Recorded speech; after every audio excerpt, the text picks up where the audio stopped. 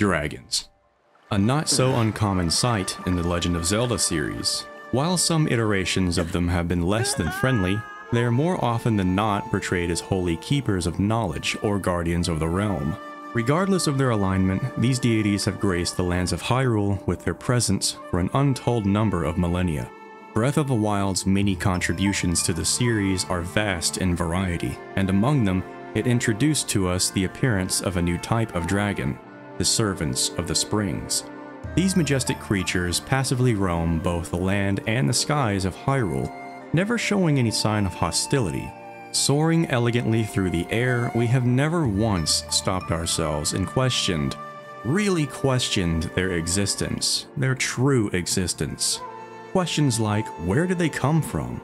How long have they been here? Who are they really? Well, it seems like the time for answering these questions has finally arrived, so buckle up and prepare yourselves as we take a long overdue deep dive into the hidden lore behind these dragons.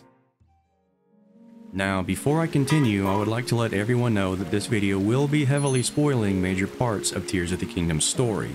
So if you're not interested in being spoiled, then I suggest that you return to this video at a later date. Farash, Dinral, Nadra. These are the names given to the three Servants of the Springs. Until Tears of the Kingdom, we really didn't know much else about them other than their connections to the Springs of Wisdom, Courage, and Power. What little information we were able to uncover in Breath of the Wild goes as follows. The citizens of Hyrule speak of legends regarding these dragons, but claim to have never actually seen any of them. Children, on the other hand, have stated that they actually have seen these dragons, which suggests that innocence and an untainted heart might be required to view these mythical beasts. We also discover traces of a forgotten group of people called the Zonai, who were said to have once worshipped these dragons. Other than that, their history remained shrouded in mystery up until now. Now that we have Tears of the Kingdom, our search for clues can recommence. Mentioning the Zonai earlier, it all comes back to this one ancient tribe. It was the one clue we had in Breath of the Wild that gave us a genuine sense of understanding about these dragons, and at last, we can finally begin to put together the pieces of the puzzle. In Tears of the Kingdom, Mineru, Raru's older sister, tells us of a ritual called Draconification, where a person swallows a secret stone, thus becoming an immortal dragon. This ritual is claimed to have been forbidden long ago due to its harsh drawbacks, such as being irreversible, losing your humanity forever, and becoming disconnected from your current state of mind. Everything that makes you who you are is entirely lost in the process, which is why such an act has been rightfully forbidden. We can see this ritual being performed twice in Tears of the Kingdom. The first time, it was Zelda who underwent this transformation in the hopes of delivering the fully repaired and powered up Master Sword to Link after living through the next several thousand years as an immortal dragon of light, enveloping the blade in sacred energy the entire time. The second time, it was Ganondorf, the Demon King. Bested in battle and in a fit of desperation to destroy Link at any cost, he consumes his stolen secret stone and becomes the monstrous demon dragon.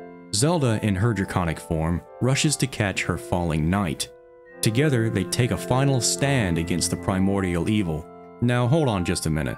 Something about this interaction seems contradictory to what was stated earlier by Mineru. By undergoing Draconification, you are supposed to lose all sense of self and even your memories. How is Zelda responding to us in such a familiarized way if she apparently forgot everything? There's only one reason why I think she might have been able to preserve her mind throughout the ages, and that is thanks to the Master Sword. Entangled in her golden hair, the Master Sword slumbers as it repairs itself, absorbing the sacred energy Zelda is providing for it. The Master Sword is an artifact created by the goddess Hylia herself and forged in the flames of the three golden goddesses by the hero of the sky. But it is also a direct connection to Link, the eternal protector of Hyrule. The legendary blade contains a spirit who is also created by Hylia named Fi. A spirit would most likely be able to communicate with another spirit, such as an immortal dragon, so the idea that Fi helped maintain Zelda's connection to the spirit of the hero, Link, is pretty reasonable.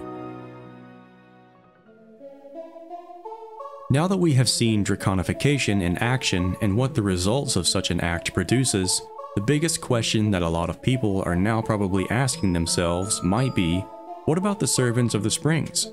Did they undergo Draconification as well? Picking up where Breath of the Wild's clues left off, this is where our investigation on these deities can finally proceed once more.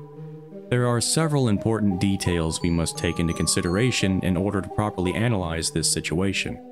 First, we'll begin by examining the physical characteristics of all known immortal dragons. Kurash, Dinral, and Naydra are all pretty similar to one another, minus their horns and elemental alignments. Zelda's light dragon form, on the other hand, is actually very different. Her mane is golden, her ears are pointed and shorter, and her snout is more narrow and sleek. Her eyelashes are longer, and her total length is shorter as well, helping convey the fact that she's a female dragon. The Servants of the Springs also have long eyelashes, but keep in mind, the zonai also have naturally long eyelashes, even the males. The demon dragon shares the same sleek facial structure as Zelda, albeit a bit more rugged and at a much larger scale as his body length dwarfs that of Zelda's.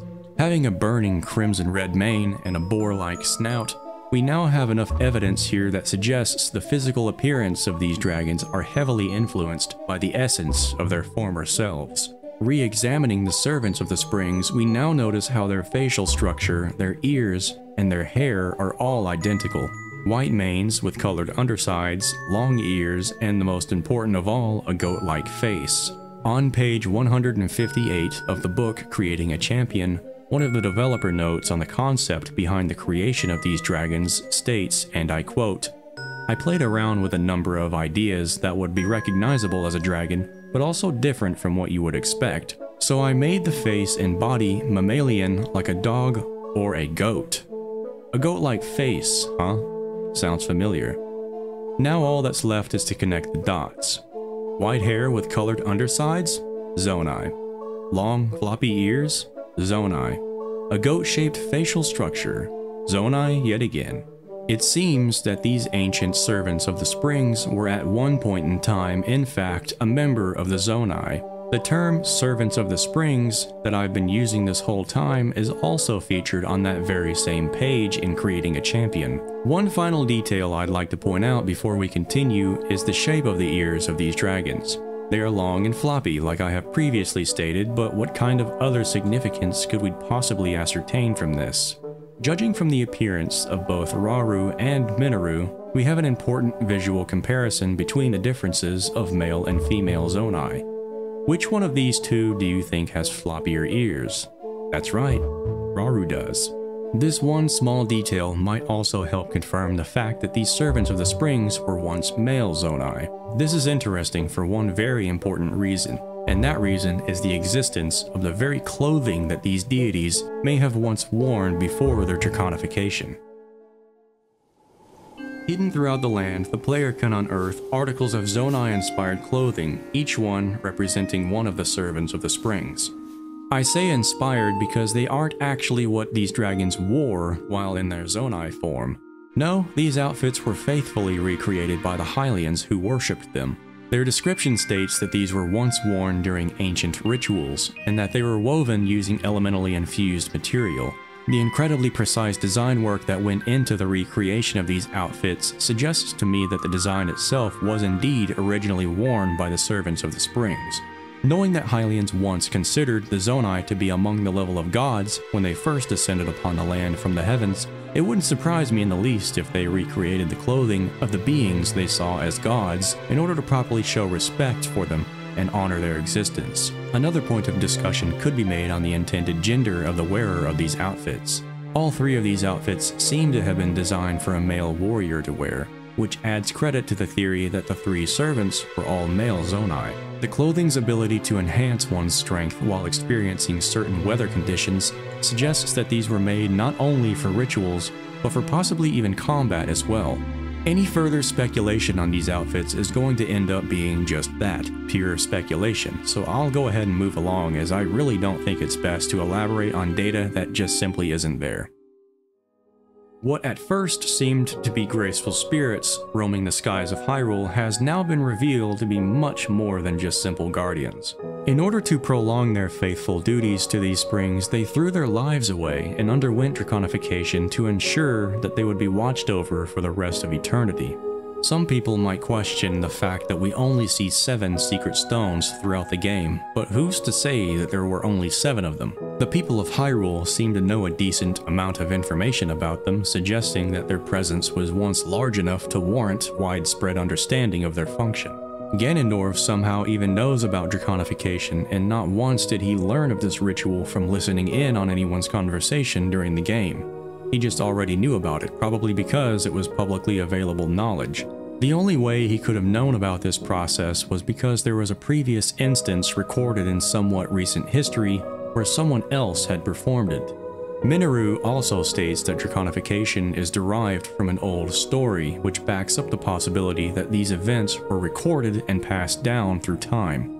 The fact that Rauru himself doesn't even seem to know about these stories tells us that he should have probably paid more attention in history class, and that these stories are to be discovered in books rather than common knowledge. Being the king of thieves, it would not surprise me if Ganondorf sent his soldiers to scour the shelves in their palace for any information that could lead to him having the upper hand against the zonai. Unfortunately for him, he not only lost his sense of self, but also his very life for trying to take advantage of this knowledge. What he thought would be a final ace up his sleeve in securing total dominance over Hyrule ended up being his complete and utter demise. A truly fitting end to a Demon King's nightmarish reign of terror. Hopefully this time, he'll stay down for good.